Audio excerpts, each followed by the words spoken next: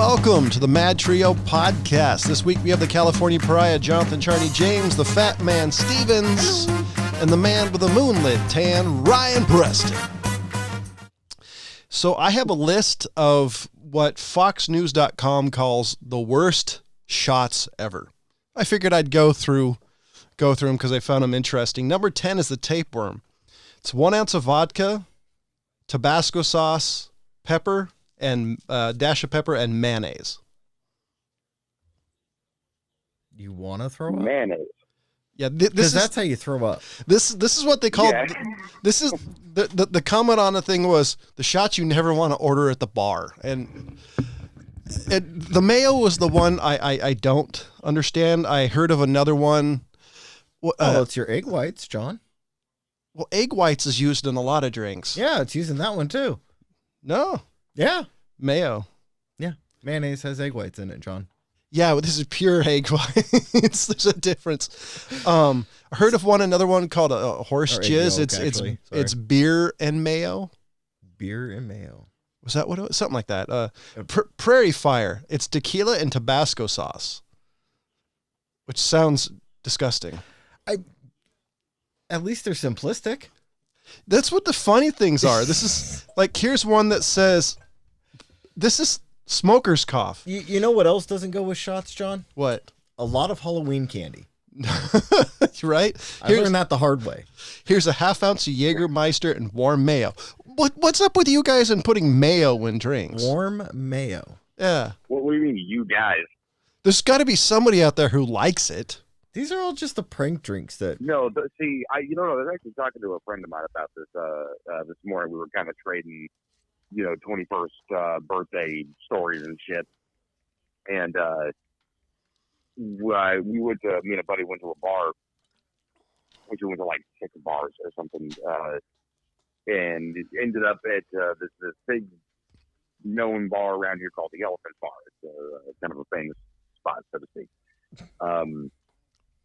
A lot of people there. Basically, it was announced that I was turning 21. God. All the old timers sitting at the bars obviously turned towards us and become real interested in buying me a shot. Those were basically the shots that they're going for. Those shots are not made for getting fucked up. They're made for torturing the person you're ordering that drink for. Oh yeah, I mean they're totally for, like, to make you remember your 21st birthday. See, here's one that doesn't make you not. yeah. Here's one that doesn't sound bad. It doesn't sound great though. It's Jägermeister, peppermint schnapps, golden Schlager, and Malibu coconut rum. Wait, repeat that?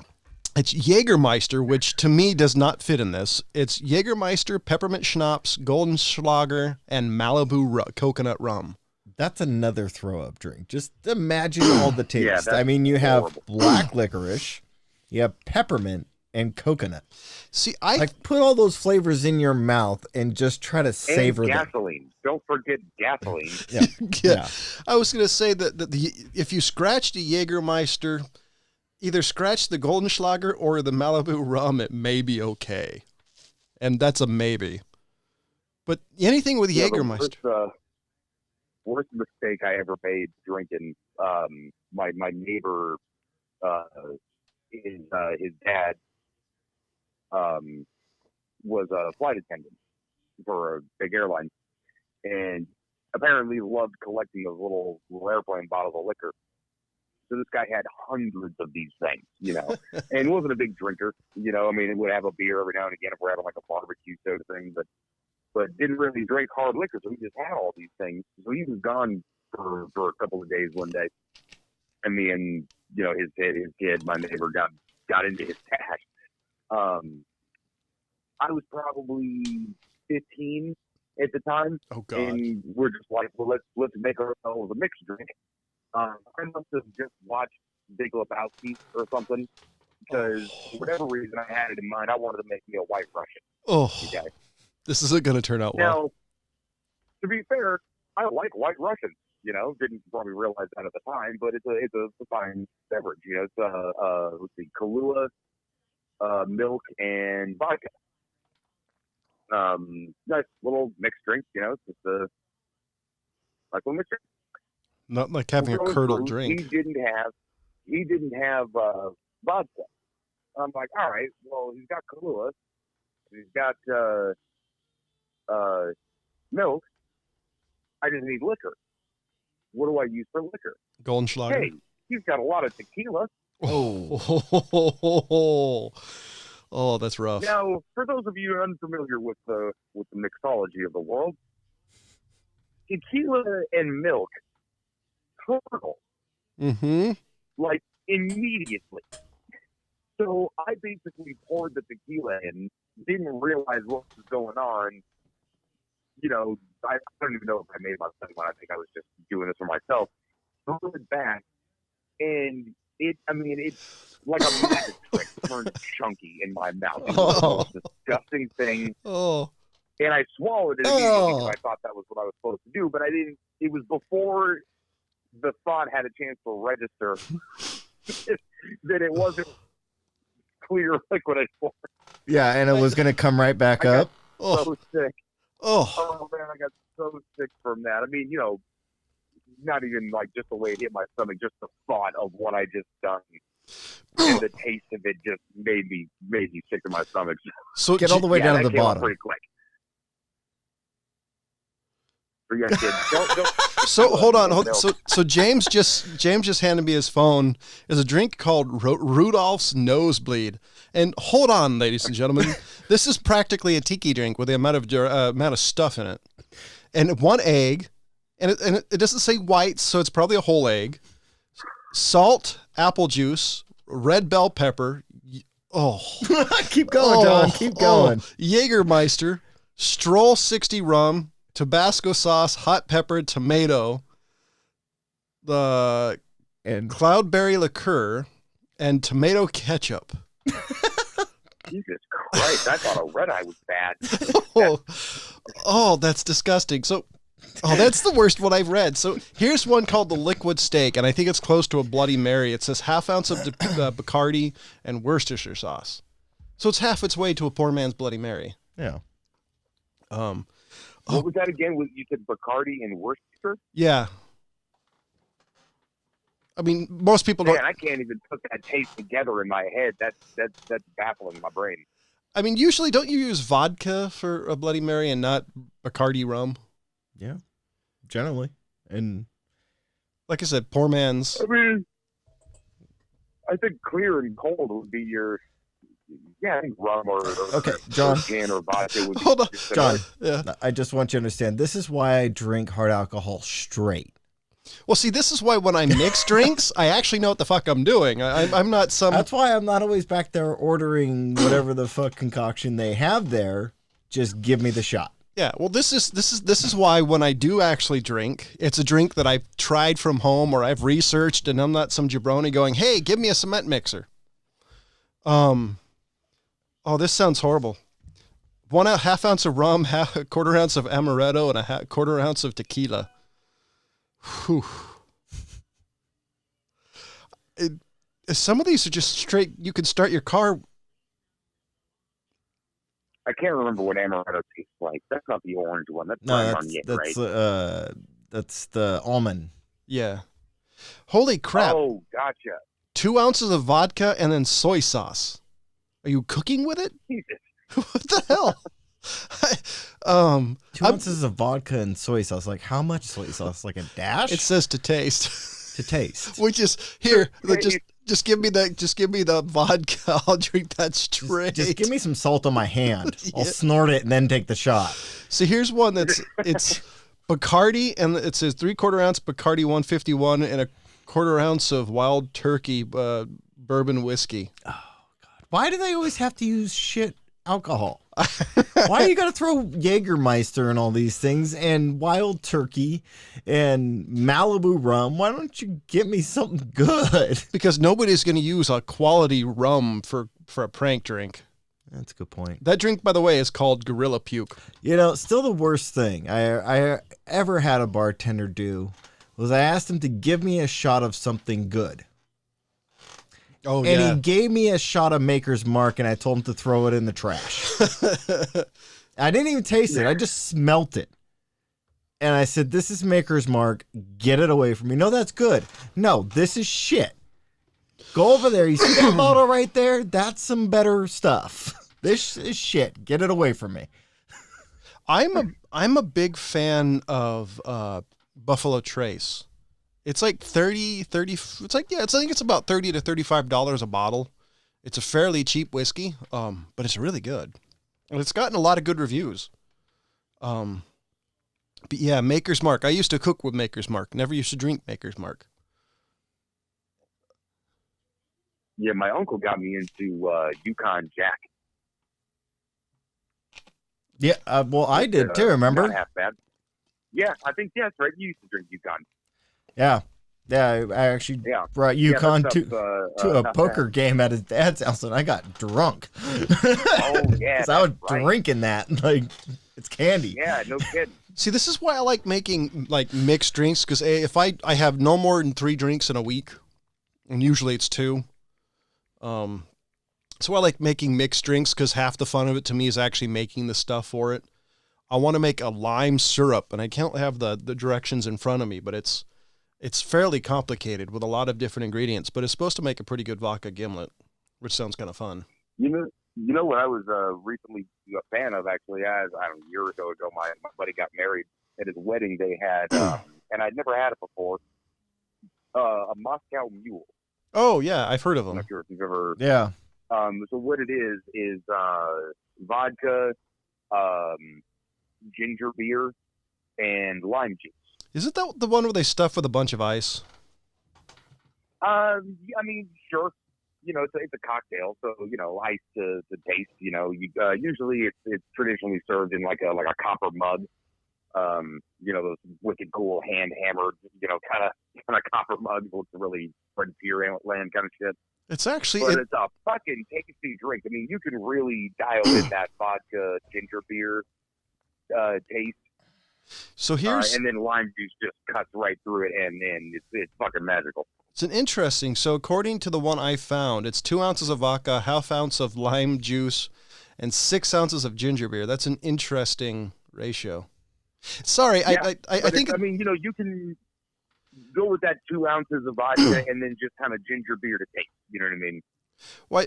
Well, people think it's probably weird that we're just talking about alcohol, especially when I've never been a big drinker. But I find, well, the reason I actually enjoy like quote unquote mixology is finding a base recipe that sounds good and tweaking it to like what suits me. I have a bottle of I have a bottle of seltzer and club soda. The thing I noticed is, depending on the drink, is the seltzer actually mixes it, milds everything out, where the club soda heightens certain tastes. One of the things I've been doing, I actually have an app for this because my memory's shot. I have an app called Highball that actually lets me keep track of the stuff I've modified. Making an old fashioned and putting the club soda in it, and it completely changes the flavor of it. Man, an old fashioned and a club soda. Let me see. Old fashioned is. Excuse me, it's seltzer. Seltzer club soda.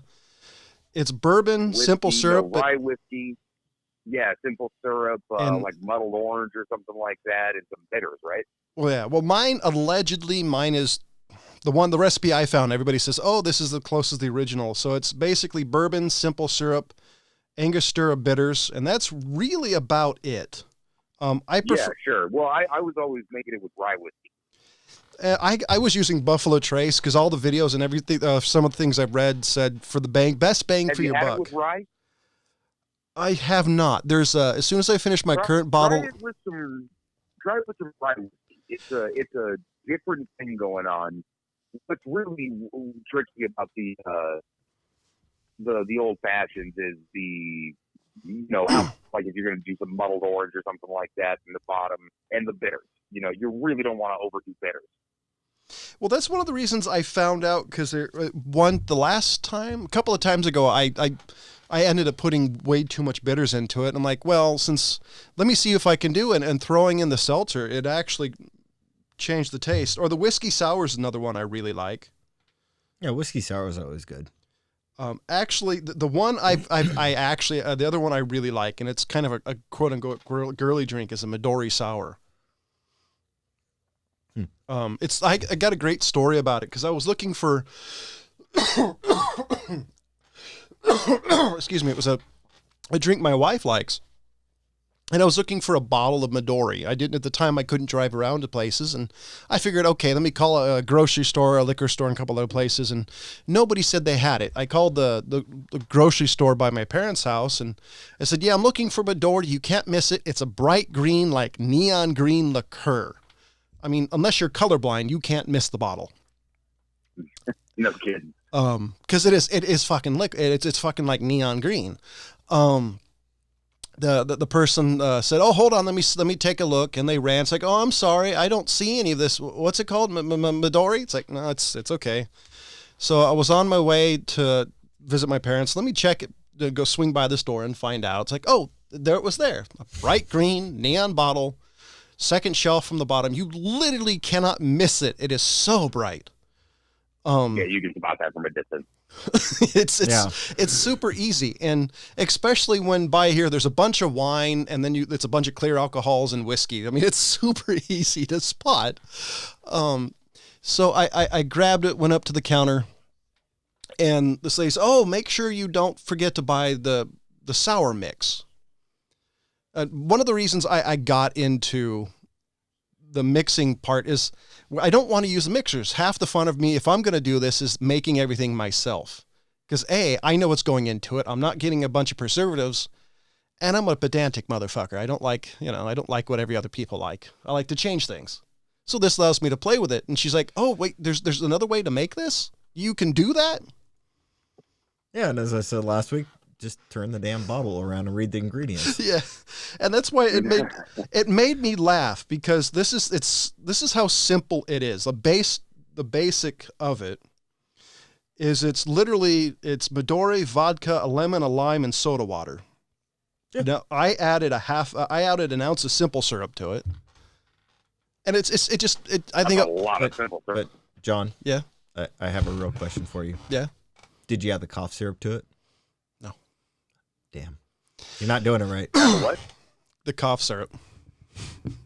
Oh. Wait a minute. Time out. How did I get the reference, but you didn't? You've watched more Simpsons episodes than I ever have, and I knew the fucking reference. Yeah, but you can't forget the, quarter inch of cigarette ash to light it on fire. Yeah. So I just thought it was funny, and and I'm not cracking on the lady who said that, but I found it interesting versus the reasons why people drink. One of the reasons that started the conversation was my reason I kind of enjoy it is because I enjoy the back end of it, the front end of it, the mixing it, the researching it, fine tuning it, because that part to me is a lot of fun. I enjoy that part of it. Even making like different syrups. How do you do it? That part's cool. And then there's people who, it's totally up to you. I'm not judging. I really don't care. It's like, hey, let me just get a bottle of this mix that, it's 1,500 calories. A plastic jug of vodka. Yeah. I mean, it's so, and if I'm going to buy alcohol personally, I'm not going to buy crap alcohol. This is one of the reasons why when I first bought the Buffalo Trace whiskey, I spent a couple of weeks researching, okay, what is the bottom price I can pay for the best quality whiskey? And that was one of the people said, this is not bottom of the barrel. I said, but this is pretty good quality. And I actually really like it. Well, I like Gentleman Jack. I really like single barrel, but I'm also not spending, the last time I saw single barrel, it was $50 a bottle. That's actually I'm going to go ahead and take a stand here. Fuck Jack Daniels in their fucking dumb neck. You don't like single barrel? Fuck no. Fucking single barrel. Everyone tries to sell me single barrel like it's so much better than Jack. It's marginally better at best and still sucks. Well, I don't actually disagree. I have to stand with Brian on this one too, because I was a big single barrel fan too. Out there. But I was a big single barrel fan too. But honestly, after drinking Jack Daniels a bunch, the opening note that I don't like is when it hits your nose, right at the base of your nose. That taste does not go away no matter what grade of Jack Daniels you're drinking. I actually like. I don't like that. I like Gentleman Jack. I don't have that with Gentleman Jack. Even still with Gentleman Jack, really? I've had it, and I don't like it anymore. When I was a kid, yeah. Well, it's one of the things I've read in researching this, because when I do have free time, I end up researching stuff, was how much different. And I don't know if this is always like this, because when I was a kid, the whiskey I knew of was like 3 or 4. And there's a ton of whiskeys you can buy like under $50 that are amazing quality. Yeah, there's a shit ton of whiskey out there, and there's a lot of people who put a good amount of effort into it. And maybe it's just the fact that Jack Daniels has turned into more of a production-based company than what they used to be. I would also say the fact it's quote unquote American. It's American traditional, so that they've had enough PR that's the typical American whiskey. When, to be honest, there's a lot better out there. There really is. But it's well, it's the one that everybody got used to. And it was the first whiskey I drank. And when I finally had different whiskey, I'm like, wait a second, you mean this doesn't have to taste like asshole? Like, I thought it was just supposed to have that look on my face every time. And someone's like, well, you don't like Jack? I'm like, not when you compare it to, I don't know, anything. That's like buying a cheap tequila versus you get that, that $80 bottle that is just amazing quality. Or no, you know what? The best tequila I've had, what's it called? Milagro. Usually my thing for tequila, clear and cold. Clear tequila. I don't like caramel tequilas. And there's this Milagro tequila, so the blue bottle. It's not very expensive, maybe $30 a zip, something like that, and it's fucking fantastic.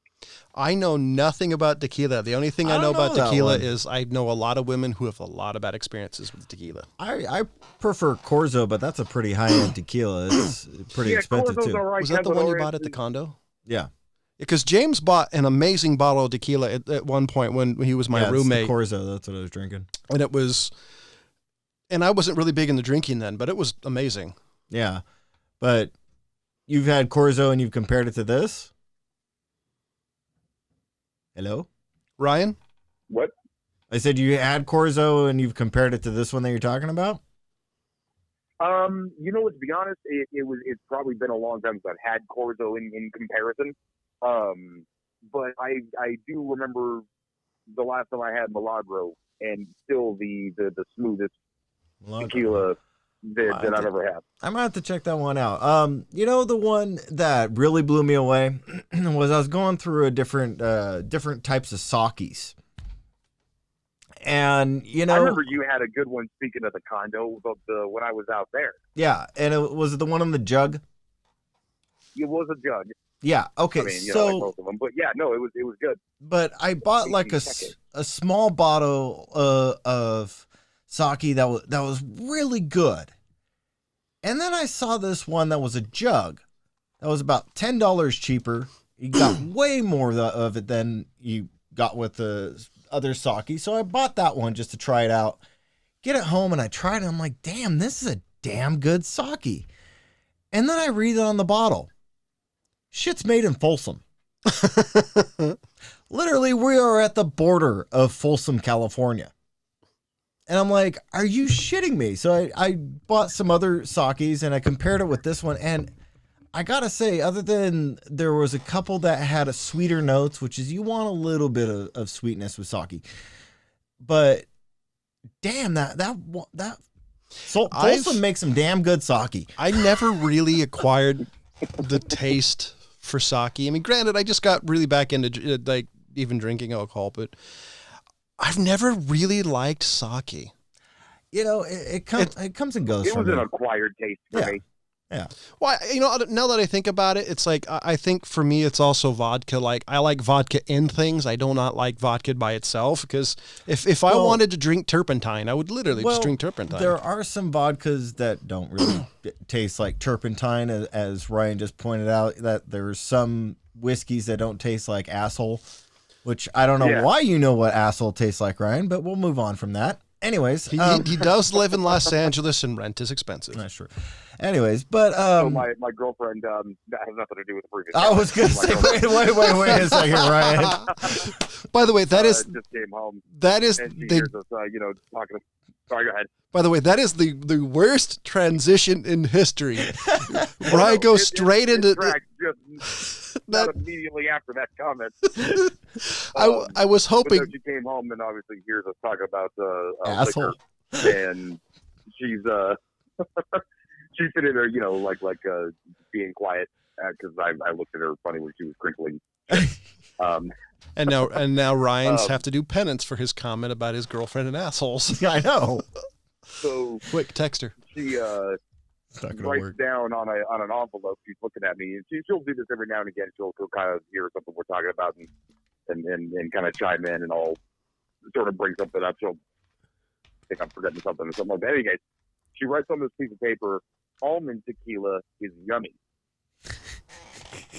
And I just kind of smiled at her. I'm like giving her this look like, "Oh yeah, sure, yeah, I'll definitely tell him." And then I just grab the paper from her and I write down, "No, it isn't," and hand it back to her. Well, considering your girlfriend is an honorary member of the show, if you know, wait, is she talking about amaretto? What's that? Is she talking about? She's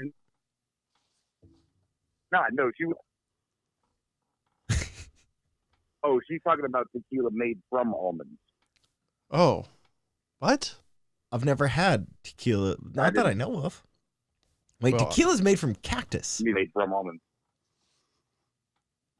I've never heard of it, but that's not saying much, honestly. If I've never heard of it. I wasn't giving her enough credit. I thought she was trying to sell me some fucking flavored tequila horseshit. Hey, Amber, if you can hear me, you can slap him. Wait. She can't hear you. But she can hear your asshole. I'm thinking I should give her like my cell phone number. That way, during the show, she can text me her snide comments, and I'll read them on air. Just Bernie says he'll give you a cell phone number so you can chime into him directly if you want. Bypass the middleman. Yeah, there's almond tequila. Really? Oh, it's almond flavored tequila liqueur. Okay.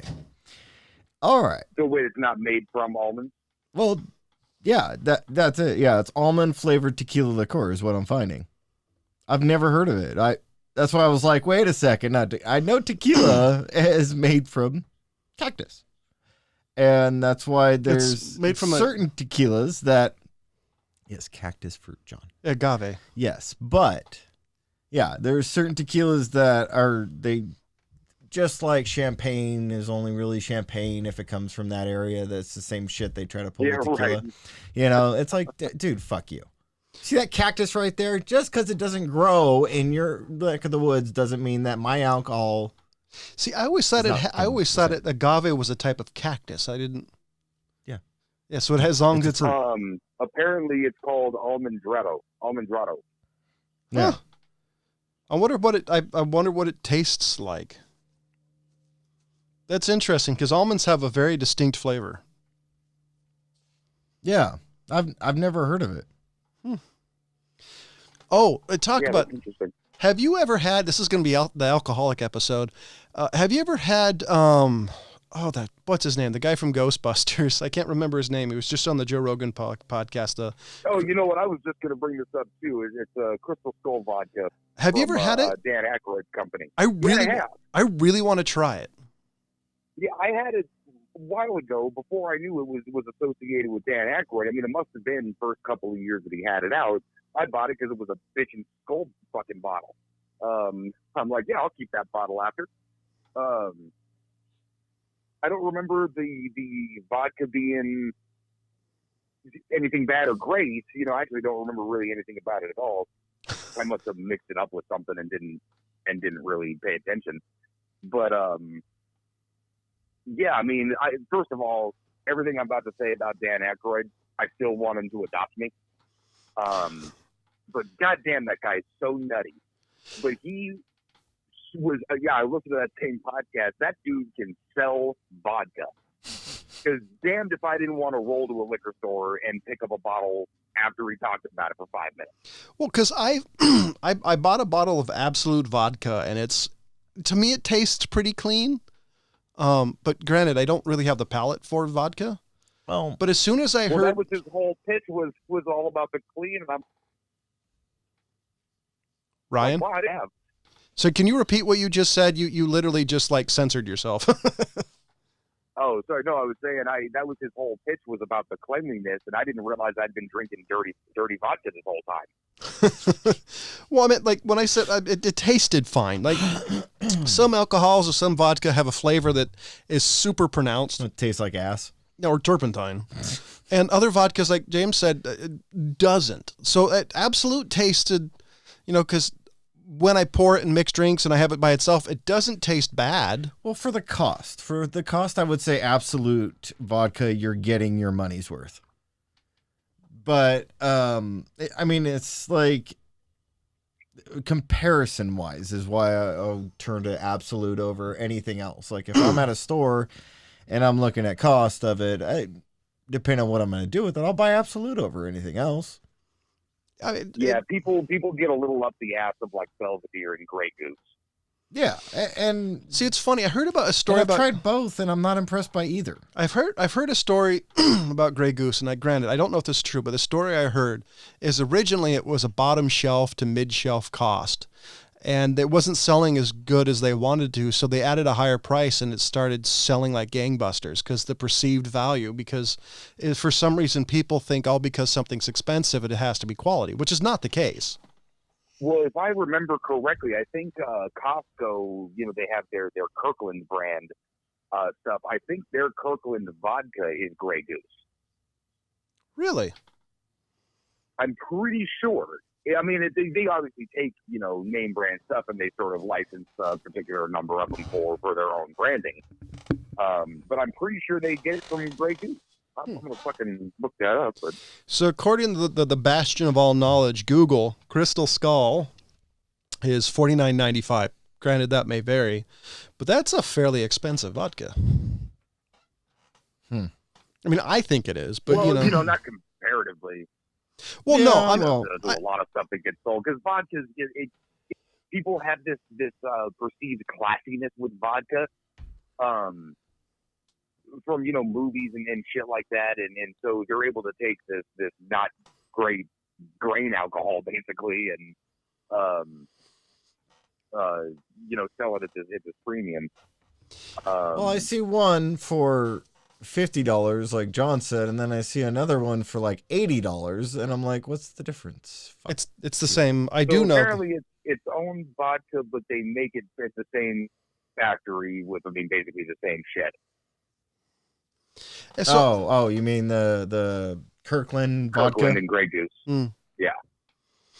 So I've heard, I've known people, if you gave them like 6 different vodkas in a shot glass, didn't tell them which one, I've been told by people that vodka has such a different flavor to some people that they can tell the individual differences and say which one's better. Now, back in the day, the person I knew said that the Sky vodka was one of the best. No, I honestly can't tell. Like I can tell you a little bit on whiskeys just because I've had more whiskey in my life than I've ever had vodka. Like I can tell you the difference between a plastic bottle and a glass bottle. Sure. I sure hope so. I mean, because the taste is completely different.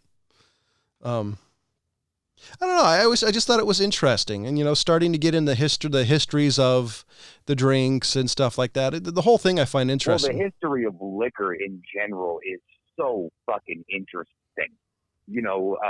How many different types of liquor there are, and how many thousands of cultures have created their own particular, famous beverage, and how many of those have stood the test of time. The people are drinking, literally thousands of years later for something. Well, or they're all in one state because of the waters are a certain thing. Kentucky, for example, there's a ton of bourbon manufacturers in Kentucky because of the so-called water has a certain something or other. And then you have Budweiser, and you have all the other ones that are the Coors that are supposedly from the Rocky Mountain water and all this crap. Like, just freaking boil the shit out of your water and make some goddamn alcohol. I can't. I've tried to get into beer. The one alcohol that I wish I could ever try, but you just can't anymore, is Popcorn Sutton's moonshine. Oh, yes. Is popcorn what? No, so the guy, so he was a moonshiner. His name was Popcorn Sutton. Yeah. And you need to go watch his videos. Now, the thing about him was he could tell you the proof of an alcohol by taking a jar filled with it and shaking it. That he could tell you the proof of it. And he could just look at the bubbles that are made in the air content of shaking it. He could tell you how high or low the content of the alcohol is. And I just saw him doing this, and I'm just like, man, now there's a guy who I would like to sit down with and share some moonshine with. Now, if Yeah. now if the name you sounds, need to go watch some Popcorn Sutton, Ryan, if you've never seen him. now if the name sounds familiar, God, I will he was actually on a History Channel show for a while. It was Moonshiners. He had his own Discovery Channel or History Channel documentary that was standalone. Yeah. Okay. So he is a guy who is out there. I think I know he's dead. And Yeah, I he think died. it was death by cops, but I wouldn't quote me on I that. don't remember. That's the way he wanted to go. You know, speaking of alcohol documentaries, there was a documentary out. It was pretty short. I want to say it was only maybe like 40 minutes long. It was fucking amazing. Called "How Beer Saved the World." Oh, it really did. If you come across, probably YouTube this very easily. Watching the thing. So did it? So there.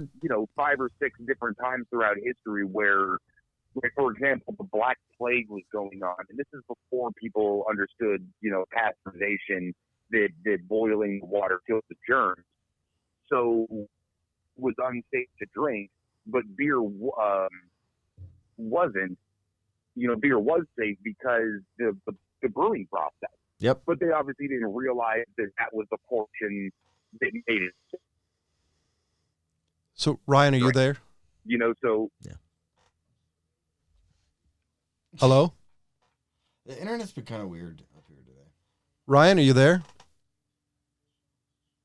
Yeah, it's. Hold on, I'll call him back. There was another thing I thought was. This isn't working for me right now. Another thing I thought was interesting is one of my favorite documentary series. It's a BBC documentary.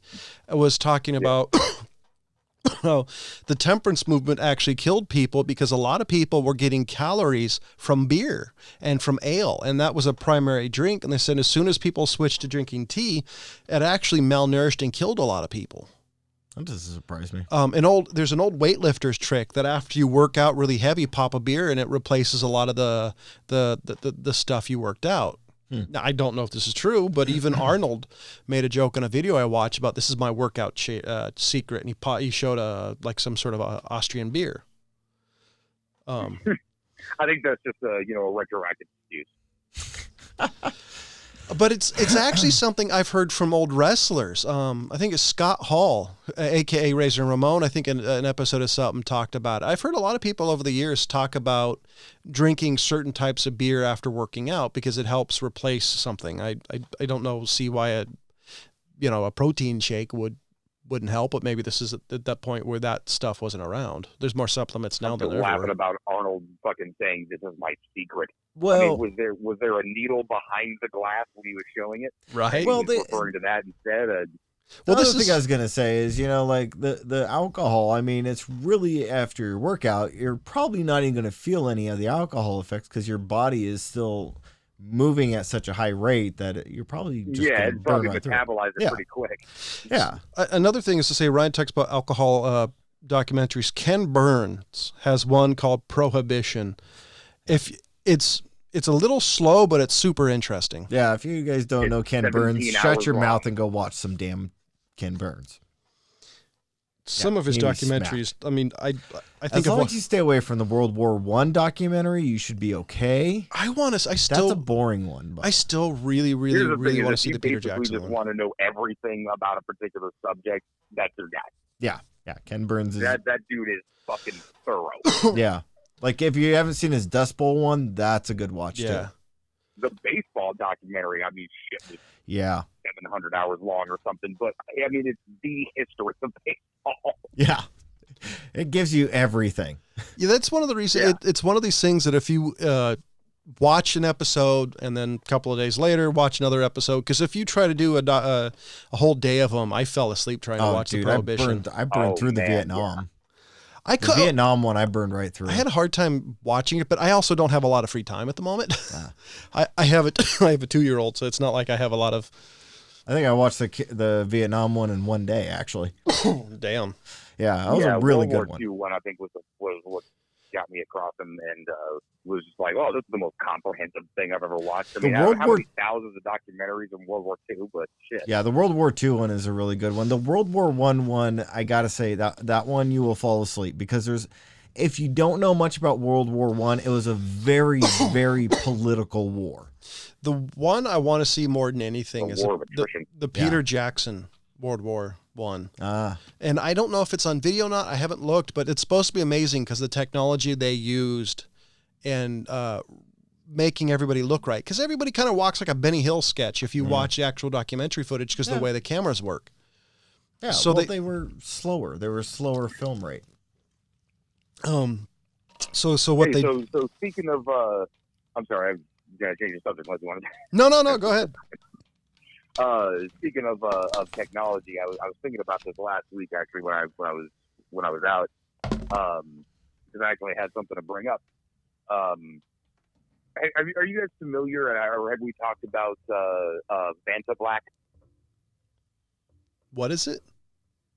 It's vanta-black. Is it? VANTA Is black. It's that color. It's paint, right? It's the blackest black. Yeah, the black is black, and it's kind of a paint. It's applied, I suppose, apparently like paint, but there's some nanotubes involved and whatever. But it absorbs like 99.999 to a few degrees % of light, that's shined at it. Shown at it. So basically, what it reminds me of is those black dots that cartoon characters used to throw on a wall and step inside of. It can render any 3D object effectively two-dimensional to the human eye. So I've seen the best example was with like a crumpled piece of paper. Just take a sheet of paper, ball it up, and they painted it in vanta-black. You couldn't tell the shape of this paper; it just looked like a hole. So I have remarkably like a hole, and apparently standing in front of it, looking directly at it, it looks like a hole in space. So here's a story I got a story about this. I actually read about this a while ago. I don't know the date on the article, so my apologies. So Anish Kapoor, a long-known artist for his large-scale, intensely colored artwork. This asshole. Being penchant for being proprietary has long irked others in the artist world. Earlier this year, Kapoor sparked an outrage from artists all over the world, announcing that he had made a deal to become the only person in the world allowed to use the blackest pigment of black paint ever developed, named vanta-black. The unique carbon nanotube-based pigment is produced solely by a British company called Nano Systems. Okay, here's something interesting. Can you touch vanta-black? It just feels like a smooth surface. That's because the nanotubes are so small and thin, they simply collapse under the weight of human touch. So it actually sits there, and when you touch it, it just collapses. That's interesting. So hold on, there's more to this. Here's the real interesting thing. And actually, they're right after this fucking asshole decided that he's going to be the only one, a bunch of other companies just went to work and figured out how to make their own fucking version of vanta-black, and now it's readily available. It's still incredibly expensive, though. So here's it's way more pronounced than gold. So here's the reason I brought this up, because this is hilarious to me. Excuse me. So I think the article I'm reading is on SmithsonianMag.com. Let's see. So there's a gentleman named Semple. Semple's work often uses vivid shades of color, and for years he had worked with scientists to develop increasingly intense pigments to use as artwork. So his response to Kapoor's exclusive deals with vanta-black, Semple decided to release his own special pigment known as pink. Well, pink isn't based on nanotubes like vanta-black. He says it's the pinkest pigment ever created. Now, there's a rule for this. Simple is currently selling pink through his website for $3.99 a pound per pot, about $5. However, before purchasing the powdered pigment, buyers have to agree to legally disclaimer that say they have no intentions of letting it fall into Kapoor's hands. Yeah. It's like basically everyone can come except this guy Kapoor. Yeah. Because fuck you. And yeah, he's taking some flack for it. It's hilarious. But here's the thing that I wanted to pose to you guys. Okay, I need you to imagine this along with me, because I was thinking about this, and then I jumped on the internet to see if anybody else was thinking about it, and apparently a lot of people on Reddit also have the same thought. If you were standing in a room, let's say just small room, 12 by 12, whatever, and the entire interior of said room was coated in vanta-black, or a similar technology of black that absorbs all that light. If you were standing in this room, obviously no windows and the doors got, all painted over, you wouldn't be able to see anything. It would just be like standing in a really dark room. We've all stood in a dark room. There's nothing spectacular about that. Imagine turning on a flashlight.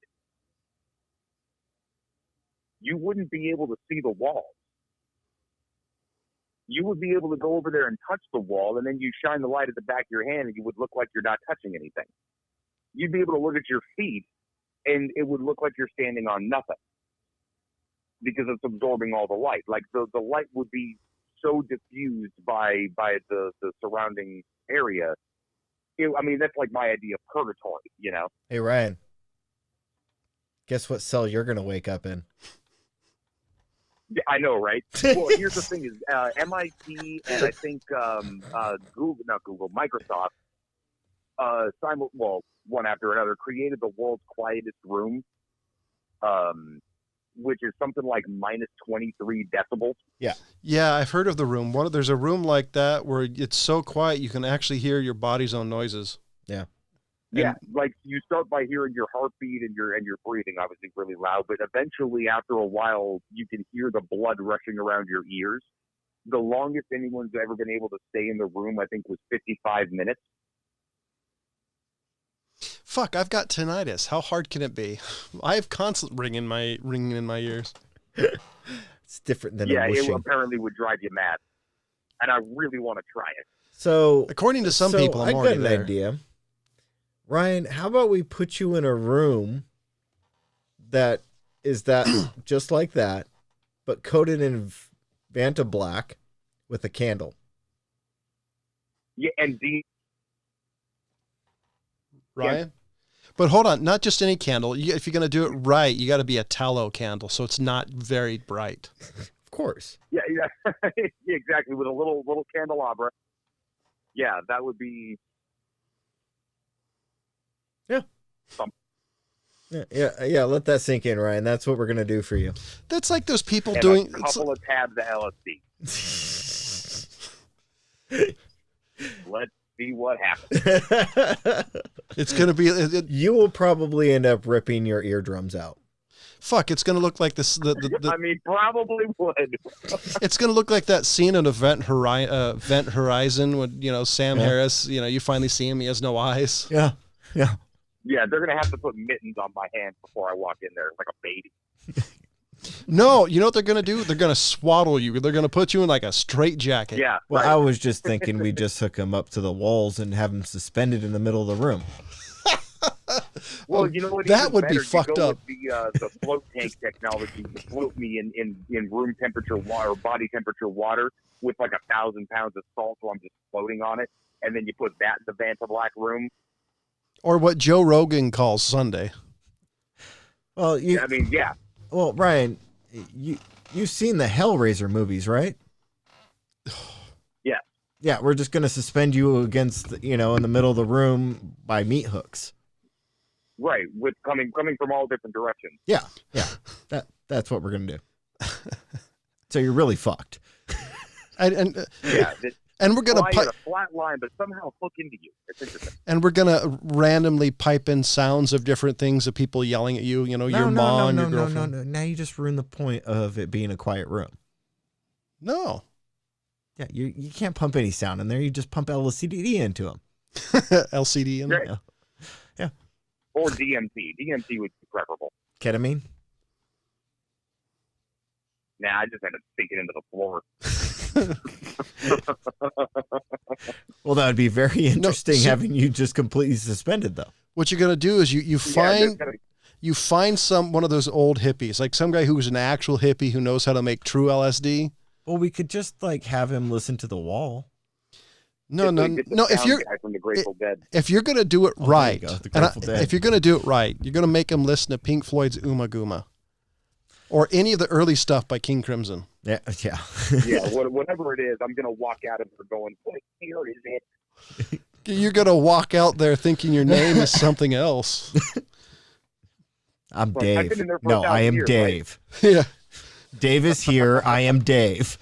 you're gonna I am Dave. Dave is definitely here. walk out a different person. Because Uma Guma is still the trippiest album I own. I think Brian's listened to a little bit of Uma Guma on the rides up and down from Southern Yeah. California. And apparently, you haven't listened to much Captain Beefheart. Listen to what? Captain Captain Beefheart. Beefheart. Are they a modern Yeah, band? you won't. Oh hell no! He was like Frank Zappa contemporary. Okay, no. I've never actually heard of them. Text me his name. I'll be curious. Insane. Because Pink Floyd Uma Guma, if you listen with a really good set of headphones, like the over the ear, not the crappy ones you get at Walmart, it's really trippy. Because there's a couple of there's one song with a bee and he flies around your head. Whoever actually did the audio on that thing back in the day did an amazing job. And I think it's Syd Barrett. I don't think it's was it Roger Waters. I think it's the first lead singer, if I remember correctly. Which is why it's so fucking bizarre.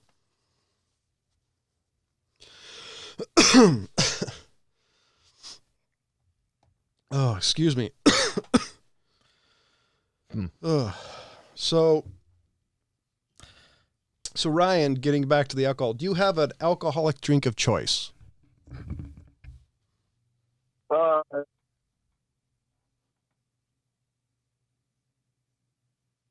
Hello? That's very interesting. Hello, Dave. Are you there? Dave? Ryan? Mark calling Orson. Mark calling Orson. Come in, Orson. Call him back. Nanu. Yep. I think the internet up here really dislikes. So if anybody's out there wondering, I'm using a cell phone, and unfortunately where I live gets no connectivity, so I'm using Wi-Fi calling. Are you there? Yeah, I'm here. So what's your favorite alcohol drink of choice? And it could be a mixed drink, a single drink. I'm just curious. Well, mostly beer. You know, if I had to choose, I would take beer over hard liquor. Wait. A couple of mixed drinks that I've been a fan of, but mostly like a good dark lager is what my go-to. I was gonna say you're not like your dad. You ain't drinking no Coors Light. No, I'm not drinking piss water. No, I can't. I'm not a big IPA fan. I can appreciate what an IPA is. It's just generally not my bag. I like a heavy beer. I do want to. Not like a Hefeweizen. I don't like wheat beers. It's good heavy ales is my jam. I do kind of want to try Stone Cold Steve Austin's beer. Just because that's right, he has a beer. I would imagine that's a Coors or a Bud Light, though. It's something like that. It's an IPA. Oh yeah, so yeah.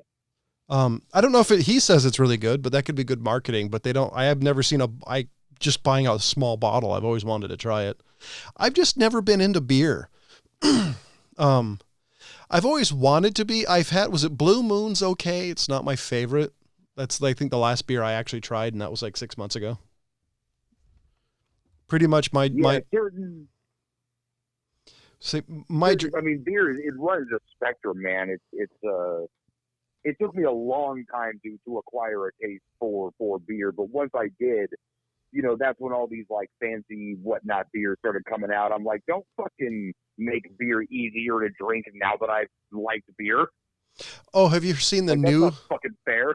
I heard of something on the radio the other day. Hard seltzers. What? A hard seltzer. Like bottled. So this is, hold on, let me see if I can find a description because I heard about it and I've never actually read about it. You there? Yeah. I So, mean, shit, I've seen at liquor stores, they have the single glasses of wine. so here it is. So it's hard seltzer or spiked seltzer is carbonated alcoholic beverage. So it's weird. Like I'm assuming I'm curious what the alcohol is. So it's basically like carbonated water and vodka or flavored alcohols. Probably. Yeah. I mean, they sell flat out cans of gin and tonic nowadays. See, this is the part that bugs me as somebody who enjoys making it.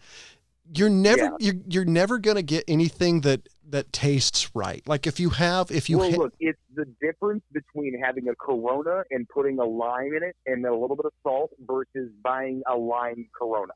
Yeah. Oh no, 100%. The issue I've noticed with the mixes though is the mixes are super sweet, like almost obnoxiously sweet. Versus, because look at who they're marketing to. People who've never mixed their own drinks in their lives. Dude, it's horrible how sweet some of these mixes I've had are. So, James, favorite alcoholic drink of choice? Just drink Yukon Jack. And mine right now is a Midori Sour and probably an Old Fashioned, which I play around with. I like me an Old Fashioned, good Old Fashioned breakfast cocktail, you know? I respect that. I respect the idea of a breakfast cocktail. I have never had one for breakfast. Matter of fact, I think my wife would question my choices if I had one for breakfast. Hey, man, that used to be standard operating fucking procedure back in the day, all right? You never know until you try, John. Yeah, but I don't live in like 18... You retire from dinner and you go have the bourbon and cigars afterwards. You know, it was that era. One of my favorite things in life is still have an Old Fashioned and a cigar. That's a great way to end the day. My ideal night is sitting in a giant high back leather chair with the matching awning out front, a giant dog next to me, a fire, a giant globe bar, and like a snifter of fucking brandy or some good aged whiskey or something. And so where exactly is your girlfriend doing the dishes? That's not very inclusive.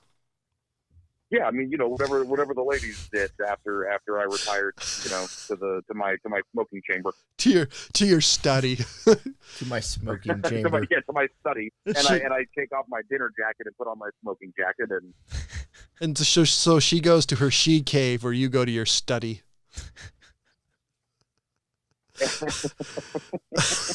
Which I'm sure she'd be fine with.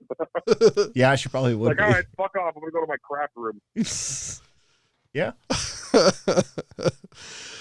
Oh, so ladies and gentlemen, as always, thank you for listening. Goodbye.